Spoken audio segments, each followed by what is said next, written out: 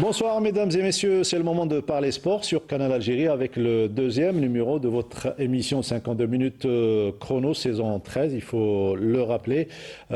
Aujourd'hui, bien évidemment, on va traiter l'actualité nationale et internationale sportive. Donc ce qui nous concerne, c'est surtout ces mondiaux para-athlétisme qui se déroulent à New Delhi en Inde. Et après 3 journées de compétition, l'Algérie a récolté 4 médailles, dont 2 en or. On parlera également basketball, troisième journée de la super division, le Moudia d'Alger qui remporte le derby algérois face à l'USM Alger, et le MB Stawali, seul club à avoir réalisé un sans faute après 3 journées de compétition.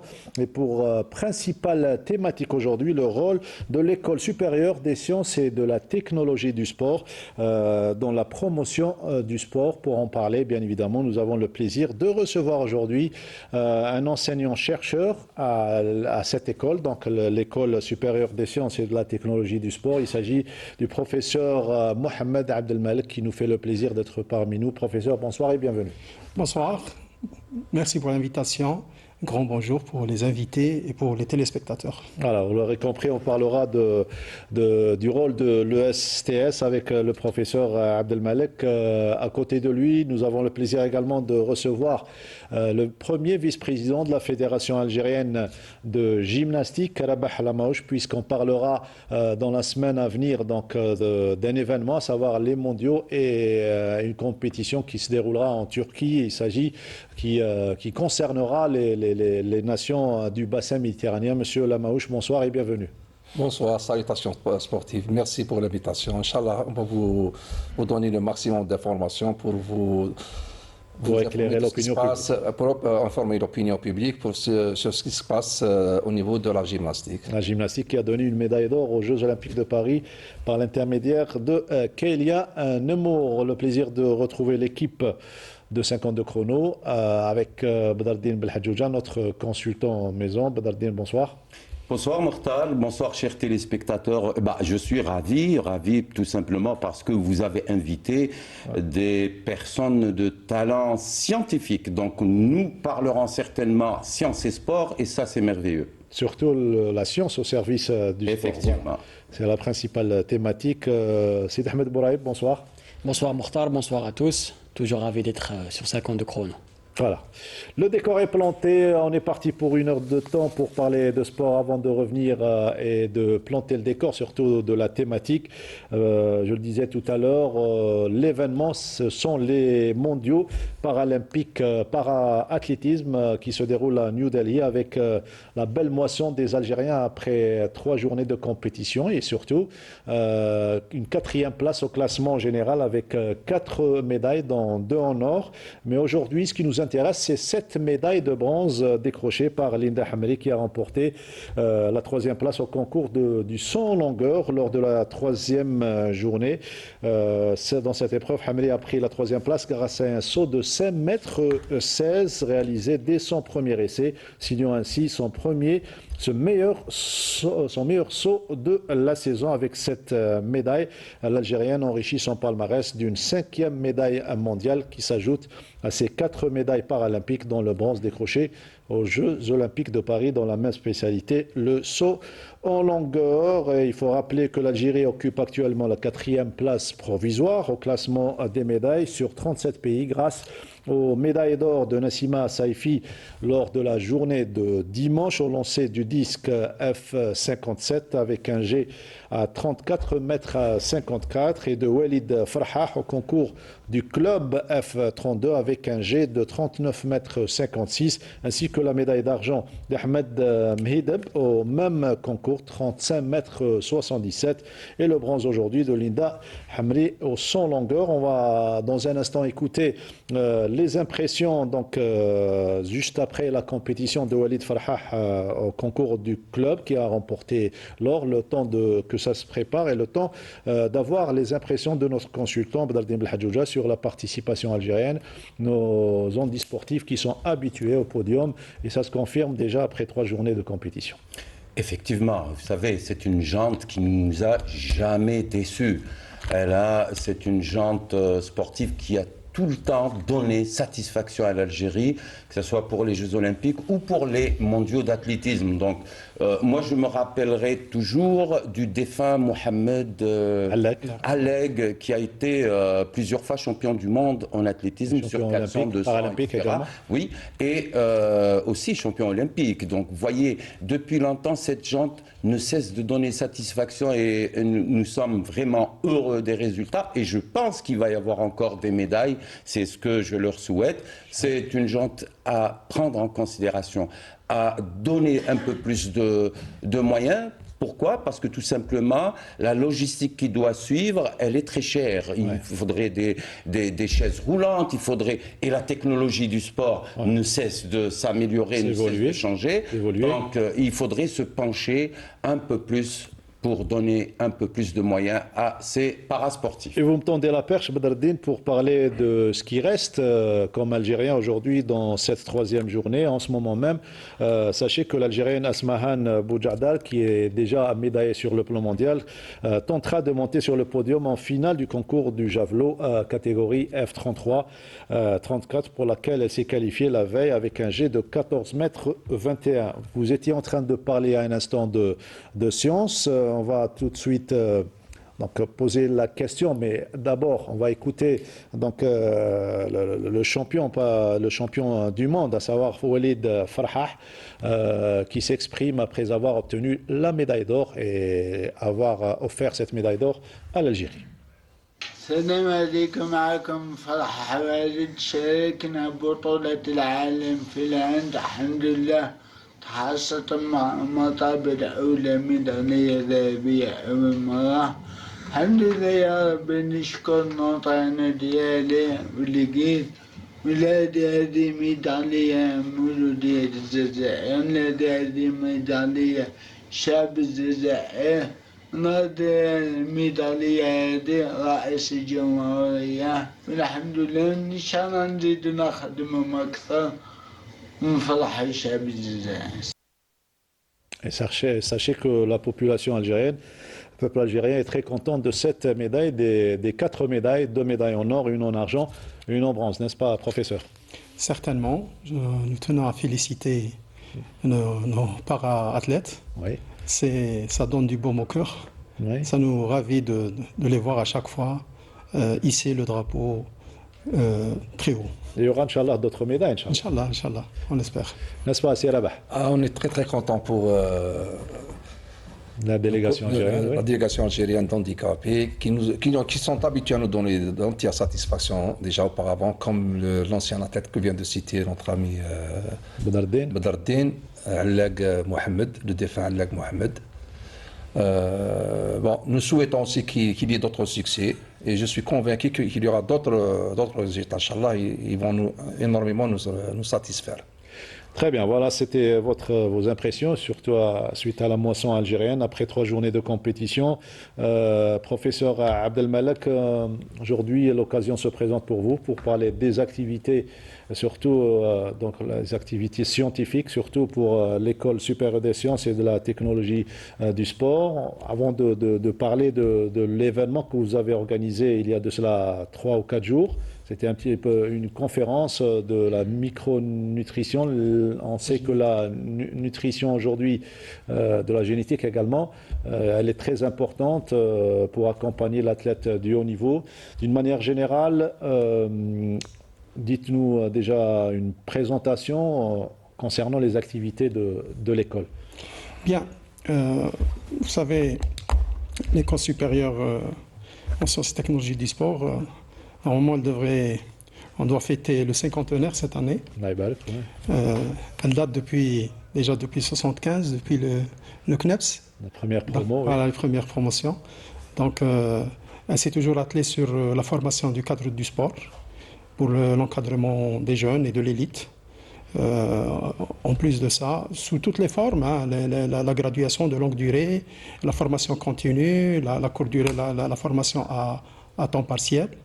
Et en plus de cela, elle s'occupe également de la recherche pour le diagnostic de la performance, l'accompagnement des athlètes et la production scientifique, que ce soit l'encadrement des thèses et la publication d'articles. Et bien entendu, on reste aussi sur l'expertise, les diagnostics et l'expertise de la performance. Si vous aviez à faire un constat de ces 50 années d'existence de l'USTS, donc quel serait le constat? Moi, je dirais que le constat, il est positif. Nous avons vu, il n'y a qu'à voir les performances réalisées sur le plan mondial. Beaucoup de performances ont été l'œuvre de cadres sortant de l'école supérieure, ex-ISTS. Donc, soit prenant en athlétisme, à Marbourras, en football, on a eu Rabah Saadan qui est sortant de l'ISTS, il était en même temps enseignant à l'ISTS. Beaucoup de cadres sont sortant de l'ISTS. Derrière eux, il y a même actuellement les performances réalisées sur le plan mondial, aussi plan africain et régional, arabe notamment, beaucoup sont l'œuvre des cadres sortant de l'ISTS. Voilà, c'est l'école Badardine Belhadjoudja. Il y a deux écoles. Il y a l'ISTS, il y a l'université également d'El Ibrahim. Mais parlons aujourd'hui, on va parler de l'IEPS, merci de me le rappeler. On va parler de l'ex-ISTS qui est aujourd'hui l'école. C'est passé d'un institut à une école. Vous êtes un membre actif du mouvement sportif algérien. Comment vous avez vécu ces 50 ans d'existence? Écoutez, moi d'abord, je tiens à dire, moi j'ai pas fait l'ISTS, mais j'ai fait l'IEPS, contrairement à ce qu'on peut penser, parce que j'étais dans le mouvement sportif, on pensait toujours que j'avais fait l'ISTS. Bon, l'IEPS, il forme des enseignants d'éducation physique à la base, au départ, mais après, il y a eu quand même épanouissement de cet institut, on parle même de l'entraînement sportif, on parle de l'entraînement chez les handisports, etc. Bon, l'ISTS, moi j'ai côtoyé les étudiants de l'époque, des années 90, des années 80, etc. Et ce qui a fait la force de l'ISTS, moi je pense que c'était les cadres qui venaient de l'étranger au départ, parce que les nôtres n'étaient pas encore formés à l'époque pour être professeurs ou pour être docteurs et pour enseigner. Il fallait un modèle pour... Oui, donc on avait un peu ce modèle des pays de l'Est, notamment des Russes qui venaient dans les cours, des Polonais, des Tchèques, etc. Moi, j'en ai connu beaucoup. Et si vous voulez, quand il y avait des enseignants algériens là-bas, on côtoyait ces sommités, parce qu'il y a eu des sommités au niveau de l'ISTS, je peux en citer beaucoup, Tchoukounov, Bednarski, etc. Donc, c'était des sommités mondiales. Et c'est ça qui a fait quand même, je pense, je peux me tromper, le professeur est là pour m'arrêter, c'était ça qui a donné un élan pour les professeurs algériens qui se sont formés. Ils ont côtoyé le haut niveau. Aujourd'hui, c'est eux qui ont pris le relais. Et c'est très bien. Je souhaite un grand épanouissement à cet institut parce qu'on ne peut pas avancer dans la performance sportive sans qu'il y ait justement de la recherche scientifique. Contrairement à ce qu'on peut entendre là et là, que le sport n'est pas scientifique alors qu'il est multidisciplinaire. C'est tout à fait le contraire. Absolument. Aujourd'hui, nous avons un scientifique, un chercheur, en la personne de M. Abdelmalek Mohamed. Le rôle de cette école, c'est d'être déjà... Le rôle primaire, c'est d'être au service du sport et des sportifs, du mouvement sportif d'une manière générale. Jusqu'à présent, vous êtes satisfait du rôle que vous accomplissez? On n'est jamais satisfait. On recherche toujours, comme on est dans la performance, on recherche toujours mieux. Il y a la satisfaction du devoir accompli. Il y a la satisfaction du devoir accompli. Tout à l'heure, mon ami Badreddine avait bien expliqué que nous sommes le fruit de la formation des ex-pays de l'Est, des ex-pays soviétiques. Au départ, oui. Au départ, parfois cubains, parfois même de l'Allemagne de l'Est, l'ex-Allemagne de l'Est. Moi, notamment, j'ai fait ma formation de spécialité en cyclisme chez le professeur Dr Tobman, qui est de l'ex-Allemagne de l'Est. On a beaucoup appris de chez eux, des sommités, comme Badreddine vient de le montrer, notamment Nesterov, Gamali, C'est Zalmaev. bien de se remémorer. Zalmaev, beaucoup de sommités qui nous ont enseigné. Donc, vous savez, à l'époque, le sport soviétique était vraiment à la hauteur, jusqu'à maintenant, le sport soviétique. Donc, là, nous, on peut dire sur les résultats sur le terrain qui a été réalisé jusqu'à maintenant sur 50 années, les résultats sur le plan africain, etc., par les cadres sortant de l'ISTS et notamment le développement qui est fait, le développement du sport en Algérie fait par les cadres de l'ISTS et les autres instituts, on peut dire que nous sommes satisfaits, mais nous cherchons toujours à nous améliorer. Et depuis quelques années, justement, en cherchant l'amélioration, depuis quelques années, vous êtes organisé en laboratoire, vous faites de plusieurs conférences chaque année, et là vous êtes arrivé cette fois-ci pour débuter, c'est la première, je crois, la première conférence de l'année. De l'année, oui. L'année sociale, Nous donc avons commencé la le rentrée 24 sociale. septembre, la rentrée sociale avec une conférence. Nous avons eu un invité de marque, Oui. le docteur Amin Ghasmi. Il faut dire que c'est un sortant de l'ISTS Oui. qui est classé parmi les 2% des chercheurs les plus influents au monde, le dernier classement, et notamment en 2024, cette spécialité, ouais. 2025, 2024 et 2023, dans le domaine de la nutrition sportive, la nutrilologie et la nutrition orthomoléculaire. Ça peut paraître difficile à comprendre pour certains, mais Ramzi Mhamdi on va simplifier tout à l'heure, pour le langage simple, pour que tout le monde nous comprenne, pour les gens, que les téléspectateurs nous comprennent. Mais Ramzi Mhamdi a trouvé les mots juste pour un petit peu résumer cette journée qui s'est déroulée à l'école supérieure de sciences et technologies des sports. Reportage de Ramzi Mhamdi. Gestion du stress, activité physique, compléments alimentaires, optimisation, hygiène de vie du sportif de haut niveau ont été passés au peigne fin par le professeur Amin Ghasmi, spécialiste en la matière. Donc la micronutrition et la génétique, elle a un grand rôle dans le sport en général, l'activité physique et le sport de haut niveau, parce que ça permet d'identifier déjà par rapport à la génétique, ça permet d'identifier les susceptibilités, les problématiques de santé, les troubles métaboliques qu'on va retrouver chez un sportif de haut niveau. On sait très bien qu'un sportif ne peut pas avoir de grandes performances si son métabolisme n'est pas équilibré. La micronutrition étudie l'impact des vitamines, minéraux et oligo-éléments sur notre organisme. Combinée aux avancées génétiques, elle ouvre la voie à une médecine personnalisée. En décodant l'ADN, on peut comprendre comment chaque corps réagit aux nutriments. Cette approche transforme l'alimentation en un carburant sur mesure qui optimise la récupération, la concentration et l'endurance. Pour le sport de haut niveau, c'est une véritable révolution. Les athlètes deviennent plus résistants, plus performants et mieux préparés aux exigences de la compétition. Comment utiliser cette micronutrition, cette science de la nutrition dans l'entraînement et dans la méthodologie de l'entraînement et la prévention aussi de la prise de certaines hormones dans le sport et aussi dans l'entraînement de sport. Pour permettre l'accès à ces domaines encore méconnus, donner la parole à de grandes pointures, c'est rendre la science accessible.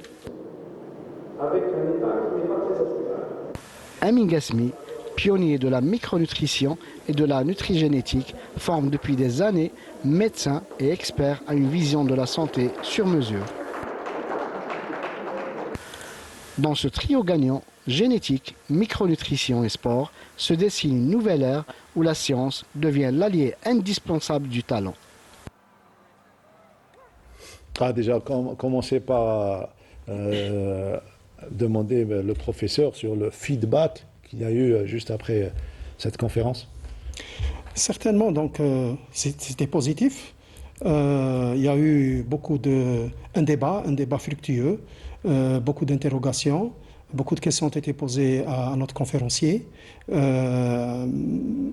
avait bien explicité le rôle de la micronutrition, l'importance du diagnostic, l'importance des bilans biologiques, tout d'abord, et pour notamment détecter les carences, l'importance du diagnostic génétique.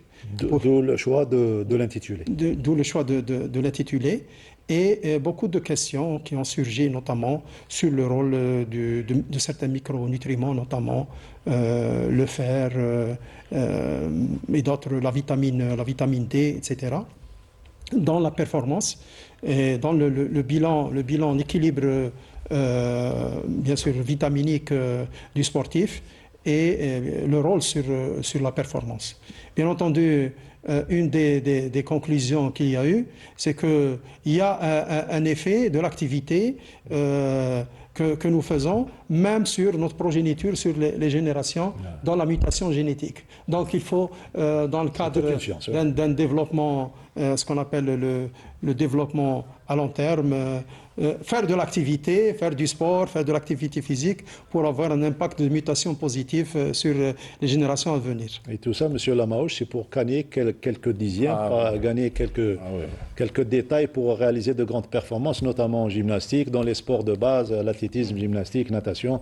Ah oui, effectivement, l'apport de la science pour le sport est très très important. À un certain niveau, un palier très très supérieur, l'apport de la science, on le sent dans la préparation nutritive, dans le développement de certaines qualités physiques, dans le comportement du sportif, l'hygiène de vie, tout ça. C'est très très important la présence des personnes de science qui peuvent, tout un chacun qui peut apporter dans son domaine.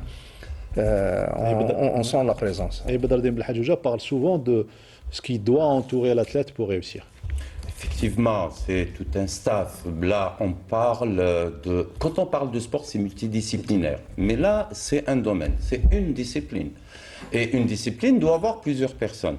Moi, d'abord, je tiens à féliciter l'Institut et le laboratoire de recherche pour organiser ce genre de conférences. Et il faut les multiplier. Rappelez-vous, on avait accueilli Madame Mahor Bacha, elle avait organisé un séminaire au niveau de l'IEPS, et ça c'est merveilleux. Seulement ce que je déplore, c'est la non-constitution d'une passerelle entre les fédérations et ces chercheurs. On doit consolider cela, on doit le voir sur le terrain. Malheureusement, c'est pas tout le monde qui croit que le sport est une science. D'ailleurs, on le dit dans certaines chaînes, et moi je suis écœuré, non, il faudrait construire des passerelles entre les chercheurs. Qui doit le faire? Qui doit faire? C'est le politique. C'est le politique d'abord qui doit prendre une décision. Aujourd'hui, 2025, c'est une autre ère, et sans ça, sans l'aide des chercheurs, sans la contribution de ces conférences, etc., on ne peut pas travailler seul, on ne peut pas avancer dans la performance sportive. Notre cher téléspectateur doit comprendre qu'on est encore loin de la réalité du terrain et des exigences. J'en ai parlé souvent, hein. D'ailleurs, maintenant je commence à rougir. Il faudrait qu'on mette en place ces passerelles définitivement, qu'on prenne des décisions réelles au niveau du ministère de la Jeunesse et des Sports, plutôt au ministère des Sports. Il doit faire partie de la réforme. Oui, comment on doit rapprocher l'entraîneur qui travaille sur le terrain, ses chercheurs, et puis écouter les directives d'un diététicien, d'un psychologue. Il faudrait arriver à cela. Aujourd'hui, sans cela, on ne peut pas. Aujourd'hui, on a peut-être 1-2 médaillés aux Jeux Olympiques et aux Championnats du monde d'une ou deux de disciplines. Mais sachez que ces résultats, c'est d'abord des athlètes exceptionnels. Mais si on instaure une véritable stratégie dans la passerelle entre le chercheur et l'entraîneur sur le terrain, on aura beaucoup plus. Vous avez cette frustration de la non-existence des passerelles? Si vous permettez, à propos de passerelles, je tiens à signaler que nous avons invité les fédérations, certains clubs. Moi, personnellement, j'ai déposé des invitations à 18 fédérations. Nous avons eu dans la conférence qu'une seule fédération, je tiens à le préciser, c'est la fédération du triathlon qui était représentée une jeune fédération. Par le docteur, que je me rappelle son nom, Tadjadit, docteur Tadjadit, qui représente la fédération de triathlon, il était présent. Donc un effort est à faire, quitte à, je sais pas, sur le plan des politiques, a imposé aux gens de... Voilà, le message est passé. On va tout de suite, vous connaissez le principe, c'est également l'actualité. On va revenir à la thématique, bien évidemment, et on va parler de gymnastique. On va passer au basketball, Sid Ahmed, avec la troisième journée. C'est ça, hein, le 52 chrono, c'est la partie scientifique, la partie actualité. Donc, troisième journée de la super division. L'effet marquant avec vous, Sid Ahmed. Oui, tout d'abord, ce match opposant l'USM Blida qui s'est déplacé à la salle Hidra pour affronter le CSC de Qasantena et l'USM Blida qui voulait absolument retrouver le chemin de la victoire après la défaite lors de la précédente journée face au Mouloudia d'Alger. Et l'USM Blida, après un début équilibré, a rapidement pris le dessus, terminant le premier carton en tête 18-11, le second carton 41-30, le troisième carton 56-46, 10 points donc. Et le quatrième carton, 74-60, donc l'USM Blida qui a réalisé l'essentiel, Mortal. Et juste après, dans la même salle à Hydra, il y a eu un beau derby entre le Mouloudia et l'USM Alger. Tout à fait, le suspense était jusqu'au bout, hein, entre l'USMA qui voulait enchaîner avec une autre victoire. Après celle réalisée la semaine passée face au Wydad de Boufali, quant au Mouloudia d'Alger, il avait pour objectif de glaner les points de la victoire pour remonter à hauteur de son adversaire du jour au classement général. Et tout ça, ça s'est passé dans une magnifique ambiance. Sujet signé Sami Achichou. Le derby algérois entre le Mouloudia d'Alger et l'USM Alger, disputé à la salle de Hydra pour le compte de la troisième journée du championnat, a tenu toutes ses promesses, avec un scénario haletant jusqu'au coup de sifflet final. Dès le premier carton, le MCA a pris un léger avantage grâce à une bonne maîtrise offensive, terminant devant au tableau d'affichage 16-14. L'USMA a réagi dans le deuxième carton, plus agressif en défense et plus inspiré en attaque, basculant à la pause avec une avance d'un seul point, 33-32. Le troisième carton a confirmé la montée en puissance des Rouges et Noirs qui ont maintenu la pression et conservé leur avance malgré la résistance des Mouloudiens. À la fin de cette période, l'USMA menait toujours 53-50. Le dernier carton a été marqué par une intensité exceptionnelle. Dans les ultimes minutes, le MCA a réussi un tir crucial qui lui a permis de reprendre l'avantage. L'USMA a alors bénéficié d'une dernière opportunité à la suite d'une faute sifflée, 3 lancers francs, pour égaliser ou l'emporter. Mais le joueur Louis Smith n'a converti que 2 de ses 3 tentatives. Le MCA conserve donc un petit point d'avance et s'impose sur le fil de 69-68 au terme d'un derby plein de suspense et d'émotion. ديرينا الماتش على حساب ليطا فيزيك تاعنا وليفور اللي عندنا ما مديناش كلش في الاول كنا قادرين بالك وكان مدينا كلش يفوتونا في السكور في الكاتريام كارطون في الوقت اللي لازم حنا جيرينا الماتش كما لازم الكوتش يعطيه الصحه الجيره لي جوار اللي عنده لي شونجمون اللي دارهم يعطيهم الصحه في الموني تايم وقت وين لازم نربحوا كان هذاك هو الصح وفي لي ماتش كيما هذو ما يهم الفوز ما يهمش تفوز في الدوبي ولا في لافان المهم ربحنا. احنا كنا على بالنا بون سافي que le match sera difficile. L'USMA elle vient d'avoir deux matchs gagnés. Ils ont une bonne équipe, un coach d'expérience. On a bien travaillé la semaine. On a bien, c'est-à-dire surtout en défense. Notre problème c'était en défense, mais on a réglé ça. On a pu revenir. Et grâce c'est grâce c'est-à-dire comment dirais-je, il y avait Mustafa Adarar qui nous a boosté.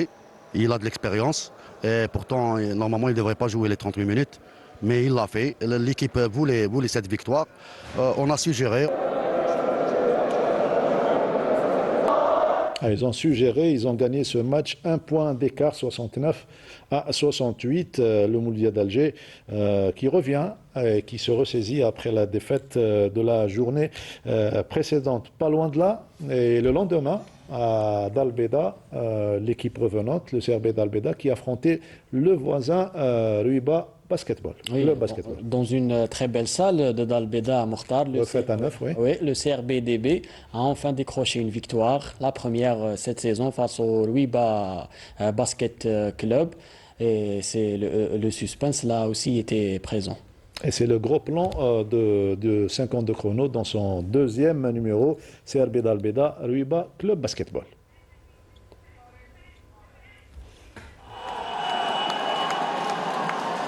C'est dans une ambiance de feu que le CRB d'Al-Bida décroche sa première victoire de la saison en championnat.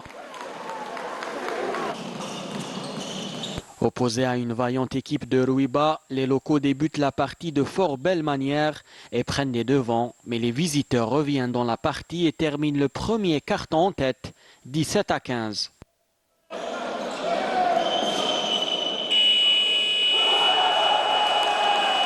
Le début du deuxième carton est serré, mais Rouiba reste devant, ayant 8 points d'avance par moment.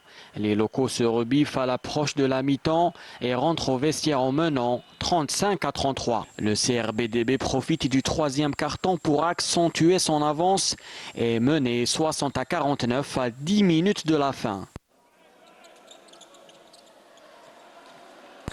Le dernier carton voit les visiteurs combler l'écart peu à peu et même revenir à hauteur de leur adversaire. Les derniers moments se jouent dans un suspense total et c'est finalement les locaux qui réussissent à l'emporter par 2 points d'écart, 76-74. Fondé en 1977, le CRBDB retrouve l'élite après une saison passée en division inférieure. Pour ce retour, le club a pour premier objectif de se maintenir. لا بريباراسيون كانت شويه صعيبه على كل حال. الناس دوكا عندنا صافي 15 جور اونطرينمون برك، ما بديناش بكري باش كانوا عندهم شويه لي جوار شويه مشاكل مع الاداره، والحمد لله دوكا حلينا هالمشاكل.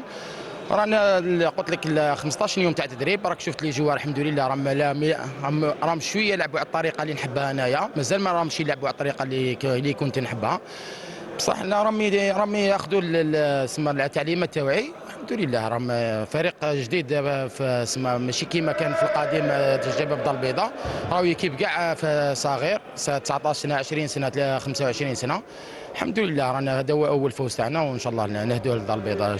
عندنا قلت لك الهدف تاعنا راه هو البقاء، نلعبوا على البقاء حتى اخر دقيقه، ما ناش نحوسوا على نلعبوا على ولا ان شاء الله كنا الفريق اللي لعبنا الفوق ان شاء الله فيها خير. Pour réaliser un bon parcours, tous les moyens sont mis à disposition. ما طلعنا من القسم الوطني الاول، قسم وطني ممتاز. بون مالغي شغل بالك ما بديناش بكري ولا مي شغل الحمد لله شغل حنا شغل ليكيب شغل هي الصح شغل فامي مالغي بالك كانوا شويه صعوبات مع الاول شغل الحمد لله شغل خدمنا عيينا جبدنا بالك لي زيكيب كاع بداو قبلنا مي الحمد لله لي مويان موفين كلش الحمد لله. هاك تشوف الصاله مام لي مويان دو ريكيبيراسيون الحمد لله. دوك بقات علينا حنا الخدمه. دوك لي ماتش هادو جايين ماش حيكونوا ساهلين، ماش حيكونوا تانيك صعب علينا بزاف. Le CRBDB compte sur le soutien de son public.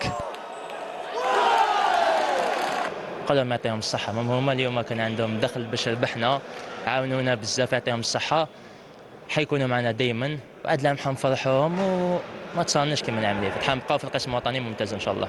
والله احنا الببليك تاعنا معروف دار البيضاء يحب كرة السلة، وانا راني لاعب ديجا في كرة السلة ونعرفه مليح. الحمد لله راه يعاون فينا ومازال ان شاء الله على بالي مازال مع المقابلات الجايه ان شاء الله يزيد يحضر بقوه ان شاء الله ويجي يعاوننا ان شاء الله. À Dar el-Bida, une nouvelle page s'écrit que tout le monde espère, pleine de succès. Beaucoup de succès à ce grand club, le CRB d'Al-Bida, qui a joué pendant des années les grands rôles et se retrouve à jouer en deuxième division. Ils ont appris la leçon, ils se sont préparés, ils sont de retour en force pour une autre saison et pourquoi pas d'autres succès, Badro. Bah oui, c'est tout le bonheur qu'on leur souhaite. Vous savez, quand on s'éteint, ensuite on décide de revenir, ça veut dire qu'il y a reculer une volonté. Pour mieux sauter. Absolument, il y a une bonne volonté. Et puis cette volonté ne vient pas seulement des joueurs, elle vient aussi des responsables, elle vient des entraîneurs. Il suffit de trouver dans une cellule, si vous voulez, de club, 2 ou 3 personnes qui y vont. Après les autres suivent, on leur souhaite tout le bonheur. Les résultats complets de cette troisième journée avec vous, Sid Ahmed Bouraïb. Tout d'abord, comme on l'a vu, le CSC d'Usra Qassantina qui a perdu à domicile face à l'USM Blida 60 à 74, Wydad de Boufari 83, MCB ou Oulet Chbel 75, Tradraria 65, USC Tif 58, CS Lemsan 58, NB Stawali 60, CR Benissaf 68, Nasr Hussein Day 61, MC Alger USM Alger 69 à 68 et CRB d'Albeda 76, Ruiba CB 74 au classement général. Ça nous donne NB Stawali en leader avec 6 points alors que le Nasr Hussein Day ferme la marche avec 3 points. Voilà, et l'aventure continue pour le basketball. Seule discipline collective qui a débuté la compétition en attendant le volleyball et le handball. Changement de décor, on va revenir à notre invité, premier vice-président de la fédération algérienne. Voilà, ça c'est le classement de la troisième journée. Stawali, comme vous l'avez dit, est en première position. Wydad Boufarik, 5 formations occupent la deuxième place. Wydad Boufarik, Blida, Benissaf, USM Alger, Mouloudia d'Alger et Ruiba Basketball. Gymnastique, donc, après la médaille, la belle médaille de Kélian Moore, la fédération voit grand et reste sur les mêmes objectifs avec Kélian Moore, mais c'était un petit peu une sorte de locomotive pour les autres gymnastes du territoire national, notamment sur le plan formation. Très bien. Monsieur Lamaouche. Merci. Vous avez bien résumé un peu la situation de la gymnastique. Effectivement, la gymnastique ne se limite pas uniquement à mademoiselle Kélian Moore, même si elle reste le porte-flambeau de la gymnastique algérienne et même mondiale. Toutefois, nous avons un programme étoffé et qui regroupe toutes les disciplines parce qu'il faut reconnaître que nous gérons 7 spécialités, ce qui n'est pas très facile. Nos amis de l'athlétisme en connaissent un bout avec les différentes spécialités. Nous avons les mêmes difficultés humaines et financières pour gérer toutes ces spécialités. Mais toutefois, la gymnastique artistique, c'est-à-dire, comme je dis, la gymnastique artistique, masculine et féminine, chez les garçons, les 16 agrès et les filles 4 agrès, reste la discipline mère de la gymnastique. Donc nous, effectivement, nous mettons beaucoup de moyens en cette spécialité sans omettre les autres spécialités qui est le trampoline, le tumbling, la gymnastique rythmique, l'aérobic et récemment le parcours qui vient de participer au mois d'août au championnat arabe en Jordanie. Donc concernant, nous avons un programme national et un programme international. Le programme international, c'est-à-dire ce qui va avoir lieu au mois d'octobre, c'est-à-dire fin septembre actuellement et au mois d'octobre, il y a la compétition du bassin méditerranéen qu'on appelle Comégym. Le bassin qui regroupe tous les pays du bassin méditerranéen. Début octobre la compétition commence le 29. C'est en Turquie, à Istanbul. À l'instant même. Jusqu'au 1er, du 29, 30 et 31. Les disciplines en gymnastique, en général, se déroulent sur 3 jours. Donc, nous avons les finales jusqu'au 1er octobre dans les disciplines aérobiques et aérobique sportive et gymnastique rythmique. En aérobique, nous avons 7 athlètes qui sont partis pour participer à l'événement et une gymnaste en gymnastique rythmique. Très bien. Et à partir du 2 au 5, il y a la gymnastique artistique masculine. Donc nous avons 6 petites filles en pré-junior et junior qui vont participer, 3 en pré-junior et pré-junior et 3 en junior. Nous avons aussi la même chose en artistique masculin chez les garçons, aussi chez l'art. Donc nous avons 6 pré-juniors et 3 juniors qui vont prendre part là. Donc cette participation, surtout je vais parler beaucoup plus en artistique, masculine et féminine, c'est des équipes qui préparent cette compétition. Non seulement nous avons des exigences de résultats, il faut qu'ils arrivent quand même à être à essayer de décrocher des places au final, et ce pour préparer les championnats d'Afrique. Parce que pour nous, c'est la future équipe qui va... Parce que nous avons un championnat d'Afrique en 2026, et avec cette équipe, nous tournons à leur donner tous les moyens nécessaires pour qu'ils puissent préparer le championnat d'Afrique. C'est bien de détailler, surtout pour que les gens sachent qu'il n'y a pas que Kélian Moore, la vitrine de la gymnastique algérienne. Quoique, Il y a les championnats du monde, du monde qui arrivent dans les grands pas avec la participation de Nemour et d'autres athlètes également. Oui, effectivement. Donc, à partir du 12 octobre au 22, il y a les championnats du monde à Jakarta, en Jordanie. Tout à fait. Donc, Nemour va prendre part. Et avant de prendre part à cette compétition, elle a déjà participé à des tournois, des compétitions. Elle était en Italie, actuellement, elle est en Chine. Elle est en Chine actuellement. Et directement, elle va rallier l'Indonésie. Très bien. Donc, bon. L'objectif, c'est un titre mondial, bien évidemment. Oui, c'est sûr. Et elle va concourir sur les catégories. Bon, comme tout le monde le sait, elle excelle au barre symétrique et à la poutre. Donc, mais il ne faut pas... bon, nous lui souhaitons beaucoup de courage. Ouais. Et je tiens à informer tout le monde que nous mettons tous les moyens nécessaires. Et ça, avec les plus hautes autorités du pays qui veillent aussi qu'elle ait tous les moyens nécessaires. Donc je suis à la fédération, je sais ce que j'avance. Voilà, ça, c'est il y a les plus hautes autorités du pays, au niveau de notre tutelle, tout le monde met les moyens de telle sorte qu'elle pour le haut niveau, il faut très bonnes conditions. Il faut les moyens. Et actuellement, nous avons des contacts avec elle. Elle est très très satisfaite. Même après le changement qui ne l'a pas perturbé, le changement s'est passé. De club. Le changement d'entraîneur et de club s'est passé. Ouais.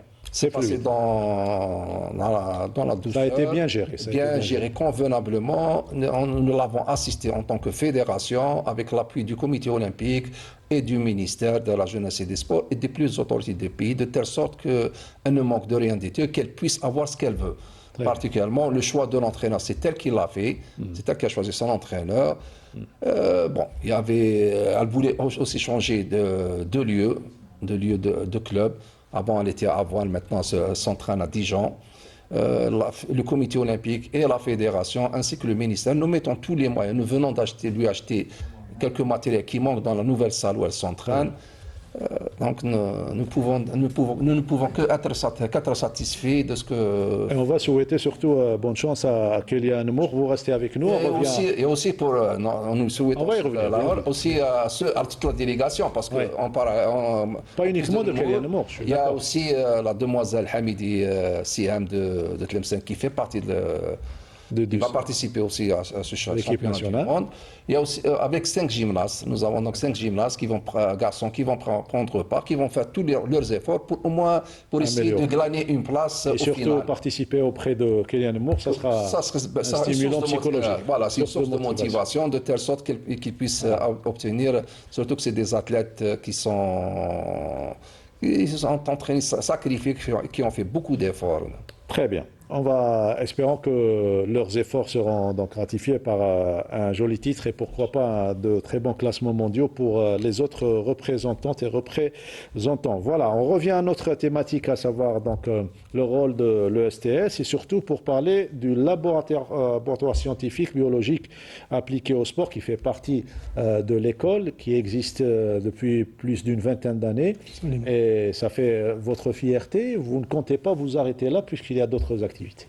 Certainement, donc il faut savoir que nous avons initié une activité que nous avons appelée périple scientifique où le laboratoire se déplace dans les wilayats pour essayer de présenter des conférences dont le contenu est constitué par les résultats entre autres par les résultats de la recherche. Donc nous faisons aussi la formation par la recherche. Nous représentons notre école, le STS. L'année passée, par exemple, nous avons fait un périple scientifique à Ain Defla sur 3 jours, 15 conférences. D'accord. Donc, et nous avons organisé un colloque national et d'autres workshops.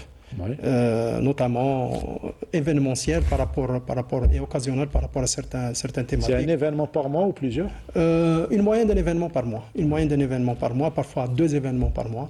Donc nous avons entamé cette année par la conférence de notre invité Dr Gasmi. Il faut dire que il faut préciser que le laboratoire des sciences biologiques au sport, comme vous venez de le dire, C'est un changement de nom en 2011, mais en réalité, il avait commencé en 2001, fondé par le professeur Mimouni et professeur Tautau Zahra. Oui. Donc, et en 2011, il avait changé, c'était le LAPM, Laboratoire des adaptations performance motrice. C'était le seul laboratoire. En 2011, il y a eu l'émergence de deux autres laboratoires. Celui-là, il a changé de nom en Laboratoire des sciences biologiques appliquées au sport. Il y a eu le Laboratoire de technologie de l'entraînement sportif qui est dirigé par le professeur Hamissi Abdelnour et le Laboratoire des sciences sociales et humaines qui est dirigé par le professeur Mersla Bkhira. Voilà. Prochain événement, Inch'Allah. Prochain événement, déjà il y a une journée journée thématique sur la natation.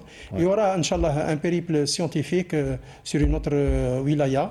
Et bien entendu, le programme, il est riche. Nous avons déposé un projet à la direction de l'école qui nous aide beaucoup, notamment le directeur, M. Khallaf, qui est Mohamed, qui nous aide beaucoup. Donc nous avons prévu d'organiser un colloque international à l'occasion de la Journée mondiale de l'enfance, le 1er et le 2 juin 2026, Inch'Allah. Et la télévision sera présente comme l'accoutumée. Vous aimez la discipline du rafle et billard? Oui, c'est beaucoup de précision, un joli sport. Beaucoup de mental, beaucoup de concentration.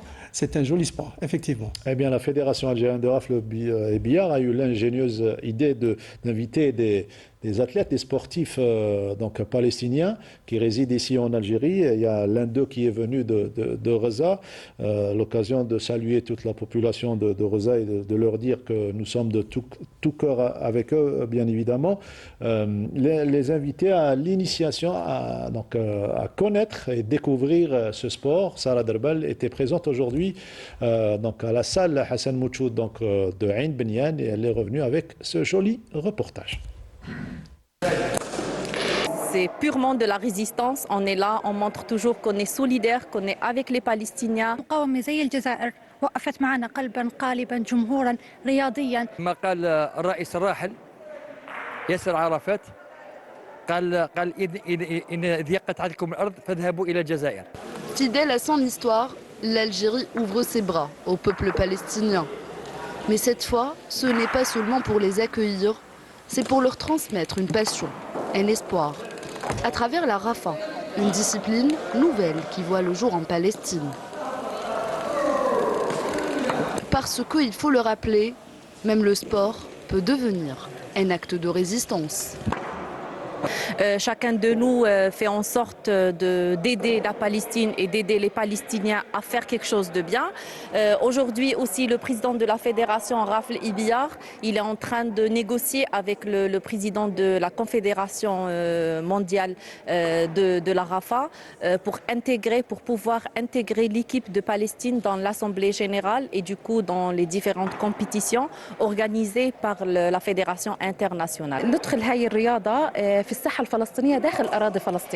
Nous voulons introduire cette nouvelle discipline en Palestine et l'intégrer au projet national du sport palestinien. Car l'athlète palestinien ne représente pas seulement son nom, il représente sa patrie et son identité. Le sport, pour nous, est aussi un acte de lutte. C'est pourquoi nous appelons nos sportifs non pas de simples athlètes, mais de véritables combattants.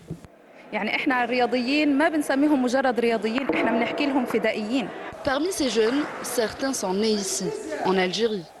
Pourtant, le rêve le plus cher est de défendre les couleurs de la Palestine dans les plus grandes compétitions du monde.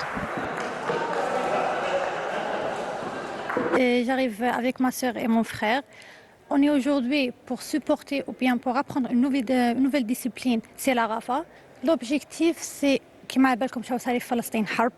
دونك أنا هنا عشان أقاوم كما بالكم المقاومة أشكال. في مقاومة بالسلاح الله يوفقهم وينصرهم في مقاومة بالرياضة في مقاومة بالحكي. D'autres ont choisi l'Algérie pour étudier, apprendre et construire leur avenir. Avec cette nouvelle discipline qui s'installe en Palestine, ils aspirent tous à lever haut, très haut, le drapeau de leur patrie. Ces stages sont une expérience nouvelle offerte par l'Algérie dans le cadre de son soutien au peuple palestinien. J'ai voulu être parmi les pionniers de cette discipline au service du peuple palestinien, car la résistance palestinienne prend plusieurs formes, populaire, militaire, civile et désormais aussi sportive. Notre objectif n'est pas seulement compétitif, mais existentiel. Affirmer que la Palestine est là, présente, debout.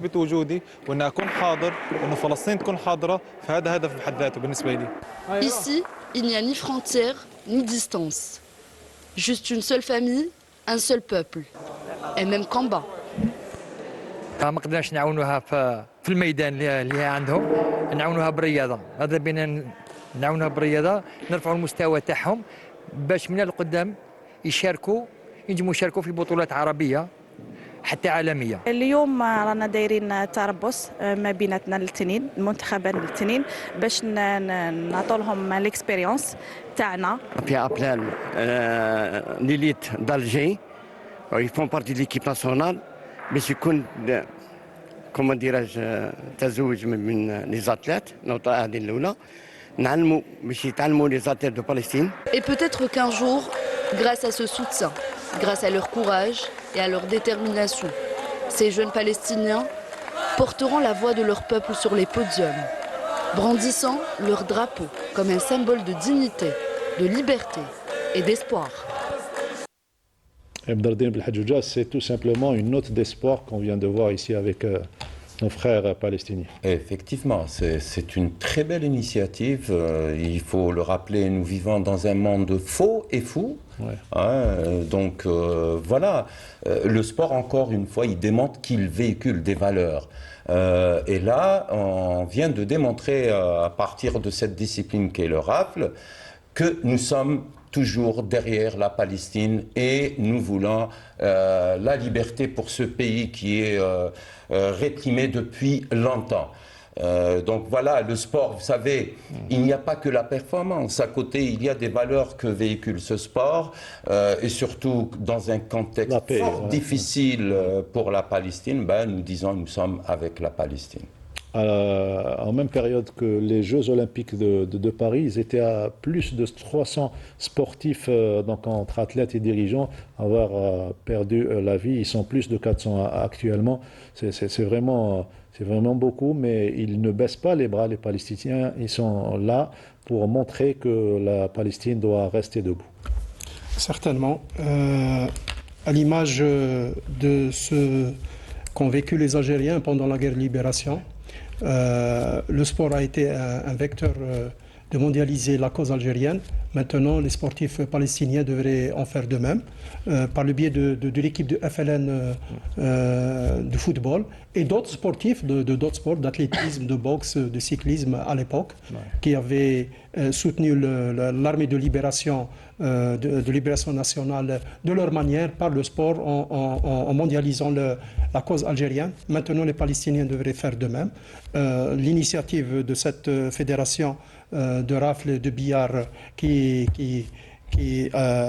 invite les Palestiniens à se former pour pouvoir plus tard représenter la Palestine dans les événements mondiaux et hisser la cause palestinienne de manière pérenne dans le monde entier.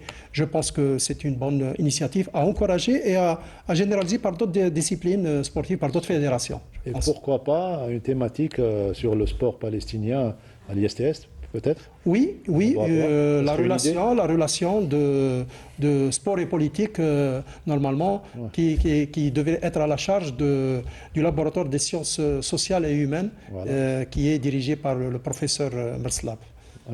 C'est une bonne idée à retenir. Voilà, une bonne idée à retenir, voilà, on en parlera. De toutes les façons, l'Algérie a tout le temps été à côté de nos frères palestiniens. De façon, Rabbi yarhamhom, Rabbi Ali Toufa, Rabbi yarhamhom. Ce que nous devons toujours rester à leur côté, comme déjà dans tous les domaines, comme nous l'avons fait déjà, nos aînés l'ont fait auparavant. Donc, concernant le sport, l'Algérie a été toujours à leur côté. Par exemple, en gymnastique, lors du championnat arabe qui s'est déroulé à Or en 2023, Nous avons reçu une équipe palestinienne et j'ai même l'information qu'il y a une fédération, je pense en Aïkido, ils viennent de recevoir aussi une équipe d'Aïkido. La même chose pour nous, la fédération de rafle billard. Donc, Inch'Allah, Rabbi يسترجعوا الحرية تاعهم يسترجعوا الحرية تاعهم إن شاء الله. Voilà, il fallait passer par là et ouvrir cette parenthèse concernant nos frères palestiniens. Pratiquement les 2 dernières minutes, on a parlé pratiquement de toute l'activité du laboratoire et de l'école supérieure des sciences et de la technologie. On reste optimiste, surtout pour la création de passerelles, qu'on vient de le dire, Badro. Oui, nous invitons toujours les fédérations, les clubs, nous sommes là. C'est des partenaires, ce qu'on appelle dans le domaine de la recherche et l'université, c'est des partenaires socio-économiques. Donc, nos partenaires socio-économiques sont les fédérations, les ligues sportives, les clubs professionnels et amateurs et tous les centres de formation sportifs. Je tiens juste à préciser qu'à la dernière évaluation faite par l'agence thématique de recherche en sciences humaines et sociales, notre laboratoire des sciences biologiques appliquées au sport a été très bien évalué, donc très bon, donc la mention très bon, nous avons enregistré 24 450 points, une moyenne pour le laboratoire de 3200 points, avec un record d'une équipe qui a enregistré, c'était l'équipe que je dirige, l'équipe de sport et enfants, ou bien oxologie et sport, que je dirige avec pratiquement 4500 points. Donc, c'est de bon augure pour la suite. Parmi les laboratoires de recherche de l'universitaire, parmi les laboratoires les plus performants. Eh ben, on souhaite bon vent à tous les membres. Les 3 laboratoires appartiennent à notre secteur, notre tutelle, ministère des Sports, donc qui nous aide justement à organiser les événements sportifs. Voilà, et on se quitte surtout sur ces notes d'optimisme avec ces jolis stats concernant le laboratoire. Merci professeur Mohamed Abdelmalek, merci d'avoir été parmi nous. Merci monsieur Rabah Alamaouch, premier vice-président de la Fédération algérienne de gymnastique. Merci à vous. Sid Ahmed Bouareb, on se retrouve lundi pour d'autres informations nationales et internationales. D'ici là, restez branchés et restez surtout fidèles au programme de